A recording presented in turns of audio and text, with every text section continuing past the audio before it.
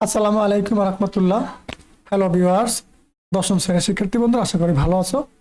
গণিতের চমৎকার একটি বহু নির্বাচনী ক্লাসে তোমাদের সবাইকে স্বাগতম। চলো আলোচনা শুরু করা যাক। খেয়াল করো প্রিয় শিক্ষার্থীরা, 1 নম্বর প্রশ্ন, এ বি সি ডি চারটি ক্রমিক স্বাভাবিক সংখ্যা হলে নিচে কোনটি পূর্ণবর্গ সংখ্যা হবে? এটা গুণাকার থাকবে, তার সাথে এক যোগ করলে পূর্ণবর্গ সংখ্যা হবে। একের নম্বরটা সঠিক। এটা তোমাদের গণিত বইয়ের প্রথমদের অনুশীলনের ভিতরে আছে। 2 নম্বর প্রশ্ন নাকি খুবই গুরুত্বপূর্ণ, বিগত বছর কিন্তু দাখিল পরীক্ষা আসছে। বাস্তব সংখ্যাকে কোনটি দ্বারা প্রকাশ করা হয় বা করা যায়? এই যে বাস্তব সংখ্যার সেটকে প্রকাশ করা হয় আর দ্বারা, রিয়েল নাম্বার। বাস্তব সংখ্যা মানে কি? Real number. এই যে আর, এটা আর জেড কি? পূর্ণ সংখ্যার সেটকে জেড দ্বারা প্রকাশ করে, আর মূল সংখ্যার সেটকে কিউ দ্বারা প্রকাশ করে, স্বাভাবিক সংখ্যার সেটকে এন দ্বারা প্রকাশ করা হয়। ঠিক আছে। 3 নম্বর দেখো, সেটকে প্রকাশ করা হয় কোন চিত্রের মাধ্যমে?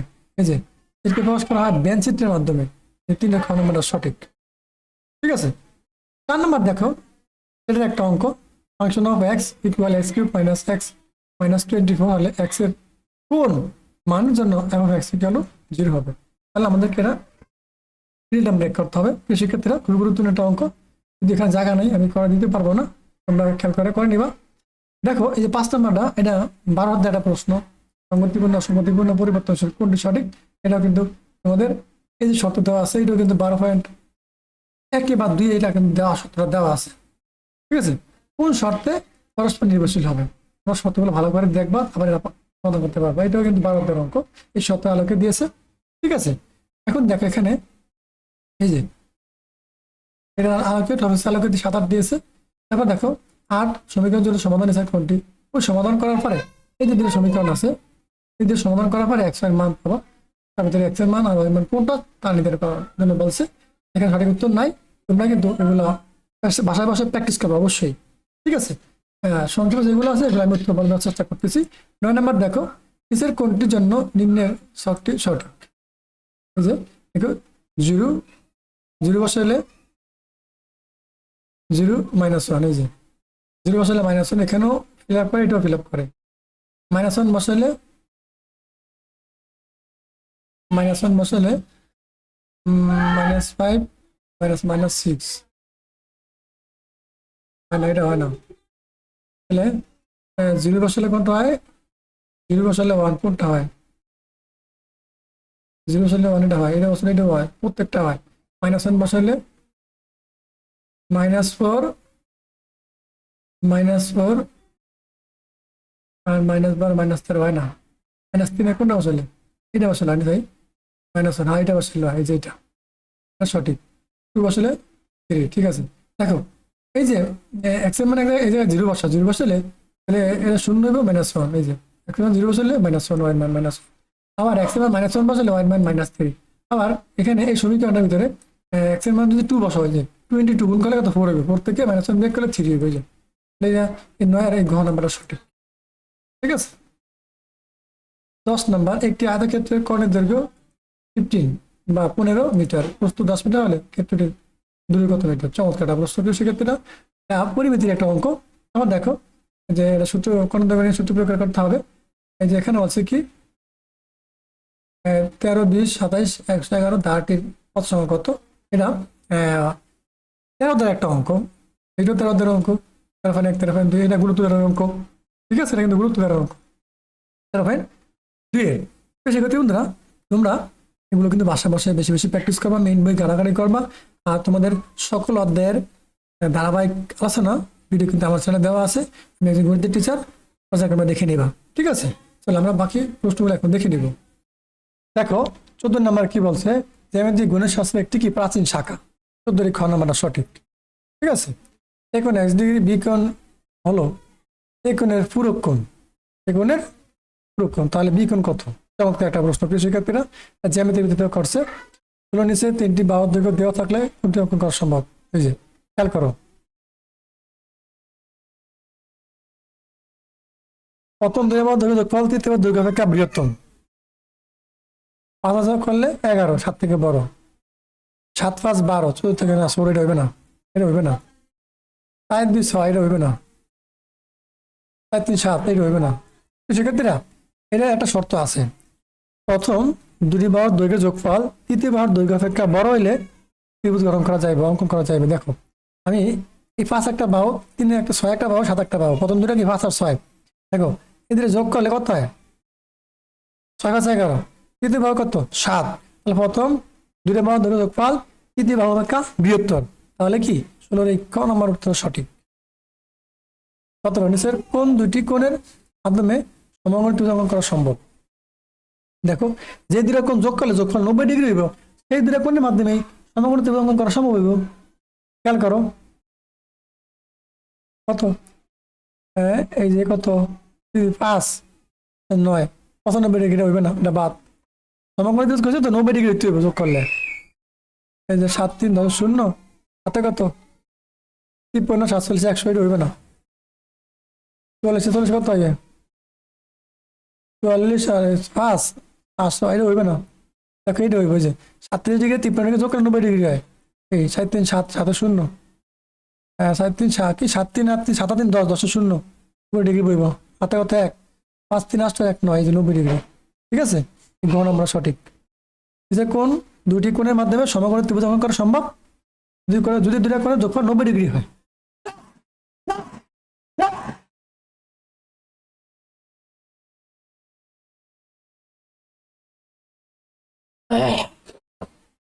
আল্লাহ,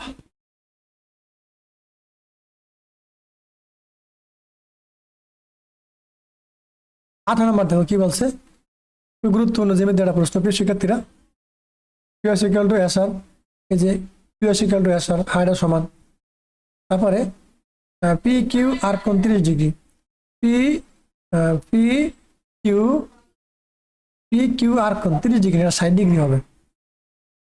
তারপরে পিএস লম্ব কিউ আর, এটা 71 সঠিক, 71 খ নম্বর সঠিক।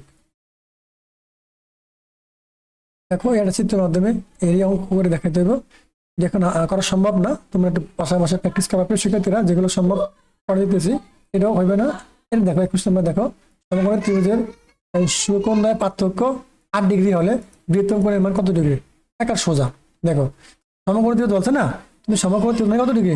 সমকোণ ত্রিভুজের সমকোণ মানে 90 ডিগ্রি। 90 ডিগ্রি থেকে এই 8 ডিগ্রি বিয়োগ করে কত? 82 ডিগ্রি। কি 90 থেকে 8 বিয়োগ করবা, 8 বিয়োগ করে আসা কত? 82। ঠিক আছে, 82 2 ভাগ করবা, 2 ভাগ কত হইব? 41। ঠিক আছে, এই 21 ক নম্বর সঠিক। এই নিয়ে একটা পরীক্ষা আসেই বারবার, কি করবা? অন্যটা মান দিয়ে 13 ডিগ্রি 5 ডিগ্রি 7 ডিগ্রি দেখবা আসে, আসুক 90 ডিগ্রি থেকে বিয়োগ করার পর ওই মানটাকে 2 ভাগ করলে উত্তরটা পাওয়া যাবা। 5 দেখো, এবিসি একটি সমবাহু ত্রিভুজ হলে বি এ ডি কোণ কত? বি এ ডি কোণ 30 ডিগ্রি, অবশ্যই 30 ডিগ্রি। এরপর সমবাহু ত্রিভুজ তো পুরো 60 ডিগ্রি, অর্ধেক করলে এর 30 এনে 30 এনে 30 60, আসে গ নাম্বারটা সঠিক। 60 ডিগ্রি কোণের সম্পূরক কোণের অর্ধেকের মান এসে কোণে 30 ডিগ্রি। খেয়াল করো 60 ডিগ্রি কোণের সম্পূরক কোণ, সম্পূরক কোণ মানে কত ডিগ্রি? 180 ডিগ্রি। 180 ডিগ্রি থেকে 180 ডিগ্রি থেকে 60 ডিগ্রি বিয়োগ করলে ও 120 ডিগ্রি থাকে, 120 ডিগ্রি থাকে, 120 কোণের অর্ধেক, ও 120 অর্ধেক কত? 60। তাহলে এই ডিগ্রি, এই যে এসে খ নাম্বার সঠিক। 24 ত্রিভুজের 3টি বাহুর দৈর্ঘ্য দেওয়া থাকলে নিচে কোন ক্ষেত্রে সমকোণ ত্রিভুজ করা সম্ভব নয়? 3 4 5 সমকোণ ত্রিভুজ অঙ্কন করা সম্ভব। স্কয়ার 25 সাইজ স্কয়ার 16 স্কয়ার যোগ করলে এটা সম্ভব। সম্ভব নয় কোনটা? সাইজ স্কয়ার 64, সাইজ স্কয়ার 36 আর স্কয়ার 64 যোগ করলে 100 আর 10 স্কয়ার 100, এটাও সম্ভব, এটাও সম্ভব, এটাও সম্ভব। এটা দেখো কি আছে, তাহলে স্কয়ার 25 স্কয়ার কত? 7 7 49 আর 9 স্কয়ার 81, এইটাও সঠিক। এটা সঠিক না, গ নম্বর। স্কয়ার 25 12 স্কয়ার কত? 144, 144 আর 25 যোগ করে 169 আর 13 স্কয়ার 169, এটাও সঠিক। এই যে ঘ নম্বর সঠিক, কিন্তু সঠিকটা কোনটা? এই যে গ নম্বর সঠিক না। 5 স্কয়ার 25 7 স্কয়ার 49, 25 আর 49 যোগ করে কত আসে? 74 আর 9 স্কয়ার 81, এটা সম্ভব। যে কোনটি সম্ভব নয় এটা খেয়াল রাখবা কিন্তু। এই যে উত্তর, সঠিক উত্তর কোনটা হইব? সঠিক উত্তর হইব এই গ নম্বরটা। ঠিক আছে, আশা করি বুঝতে পেরেছ। 25 30 ডিগ্রি হলে 2 sin 2 থিটা এর মান নিচের কোনটি হবে? খেয়াল করো শিক্ষার্থীরা, এই যে এই 2 থিটা, এই থিটা থেকে কত ডিগ্রি বসাবো? 30 ডিগ্রি বসাবো। এই 30 কে 2 দ্বারা গুণ করবো, 30 দ্বিগুণ 60 ডিগ্রি, 60 ডিগ্রি মান কত? √3/2। দেখো এখানে আছে কি 2 গুণ সাইডে কি মান কত √3/2, এই 2 উপরে এই 2 নিচে নিচে উপরে 2 নিচে একটু কাটা √3 উত্তর √3 পরিষ্কার কোন আমার সঠিক। 26 একটি ঘনকের বাহুর দৈর্ঘ্য 5 সেন্টিমিটার হলে ঘনকান্ত √3 এর ঘনকান্ত √3 এর √3 এর হচ্ছে কি সূত্র। তাহলে এখানে এই √3 বসবে গুণ দেয়া এর মান কত 5, তুমি কত 5 √3 গুণ করে, এটা 5 √3 কই আছে এই যে আমি সে কোন নাম্বার সঠিক। 27 কোনটি বৃত্তের পরিধি 36 পাই হলে এর ব্যাসার্ধ নিচে কোনটি? 2πr বৃত্তের পরিধি 36 পাই হলে ব্যাসার্ধ নিচে কোনটি? খেয়াল করো এটা সূত্র আছে, বৃত্তের পরিধি সূত্র কি 2πr, ঠিক আছে। আর এখানে দেওয়া আছে কত 36, একদম সহজ। খেয়াল করো বৃত্তের পরিধি এইটার পরিধি এইটার পরিধি 2πr, এটা কিন্তু আর খেয়াল রাখবা হ্যাঁ সুন্দর আনে 2πr।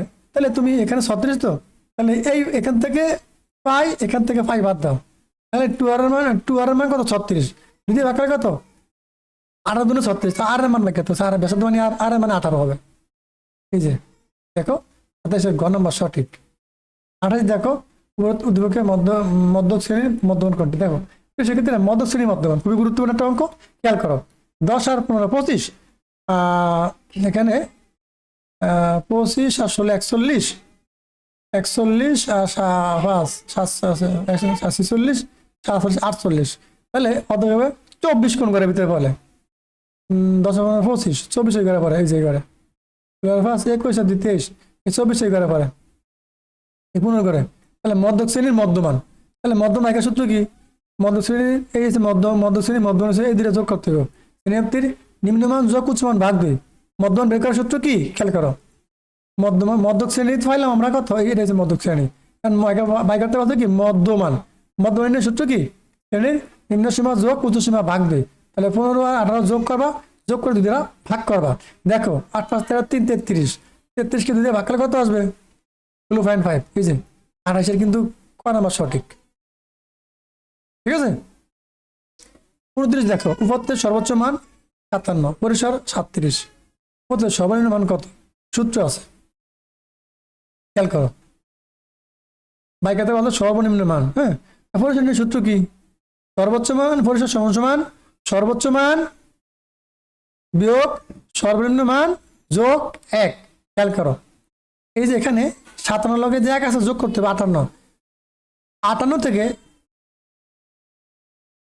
কেন মনে করো এই 58 থেকে 37 বিয়োগ করে যা থাকে তাই উত্তর, এখানে 58 লেখ বিয়োগ 37 1 কাতা 4 এক হইলে তাতে নাই 3 এর মধ্যে 2 21 উত্তর 21 আছে 21, এই যে 29 ক নাম্বারটা সঠিক। 30 এত এত মতগুলোর গড় 3, প্রচুরক 0, মধ্যক 0। দেখো প্রচুরক 0 ঠিক আছে, প্রচুরক কাকে বলে কোন হতের মধ্যে যে সংখ্যাগুলো সবচেয়ে বেশিবার থাকে তাকে প্রচুরক বলে। দেখো এখানে 0 2 বার আছে, অন্য সংখ্যা 2 বার নাই, এটা প্রচুরক 2 প্রচুরক 0 সঠিক, ঠিক আছে।